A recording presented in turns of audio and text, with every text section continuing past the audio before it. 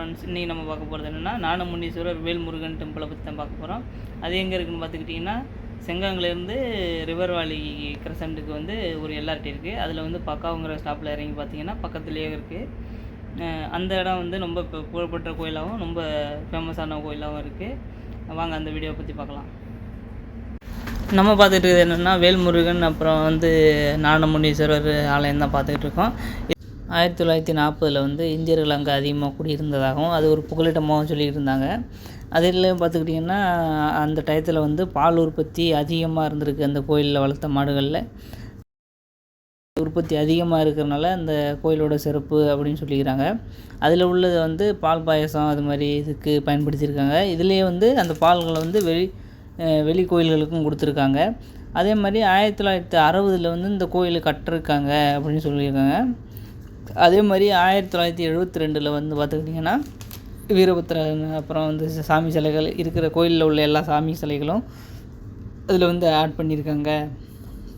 அதே மாதிரி 1970 வந்து பார்த்திங்கன்னா காவடியெல்லாம் அதில் எடுக்கப்பட்டது அப்படின்னு சொல்லியிருக்காங்க. இந்த கோயிலில் உள்ள என்னென்ன சிலைகள் இருக்குதுன்னா முத்துமாரியம்மன், ஸ்ரீ விநாயகர், அப்புறம் வந்து தட்சிணாமூர்த்தி, அப்புறம் வந்து வேல்முருகன், அப்புறம் பார்த்துக்கிட்டிங்கன்னா ஞானமுனீஸ்வரர், அப்புறம் சிவன், பைரவர், அப்புறம் வந்து பார்த்திங்கன்னா ஐயப்பா, அப்புறம் சண்டிகேஸ்வரர், இது மாதிரி சாமியெல்லாம் இருக்குது. இந்த கோயிலில் லட்சுமி தேவியின் சின்னமாக 2004 அதிர்ஷ்டத்தையும் செழிப்பையும் தருவதாக எண்ணி 1008 சங்கு வந்து பிரதான கருவறைக்குள்ளே வச்சுருக்காங்க. அப்புறம் பார்த்துக்கிட்டிங்கன்னா கோவில் உச்சியில் இன்னொரு விஷயம் எடுத்து விலைமதிப்பற்ற கற்கள் அப்புறம் வந்து உலோகங்களும் உள்ள வச்சுருக்காங்க. அதனால் தெய்வத்தோட சக்தி ஈர்ப்புத்தன்மையை வந்து கூட்டும் அப்படின்னு சொல்லி அந்த பொருட்கள்லாம் வச்சு அதே மாதிரி பூசாரிகள் மூலம் வந்து இந்த விழாவை எடுத்திருக்காங்க. இந்த செங்காங்கு ரிவர் வேலி கிரசண்டில் உள்ள கோவில் வந்து ரொம்ப சிறப்பு வாய்ந்த கோயிலாகவும் சொல்கிறாங்க. இதே மாதிரி நீங்கள் இந்த பக்கம் வந்தீங்கன்னா கண்டிப்பாக இந்த தெய்வத்தை எல்லாம் வணங்கிக்கிட்டு போங்க.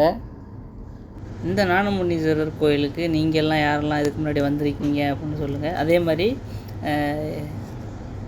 இந்த கோயில் இப்போ தான் நான் முதல் தடவையாக பார்க்குறேன் அப்படின்னு சொன்னாலும் கமெண்ட் பண்ணுங்கள்.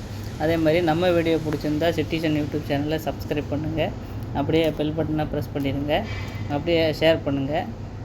வீடியோவை வந்து தொடர்ந்து பாருங்கள்.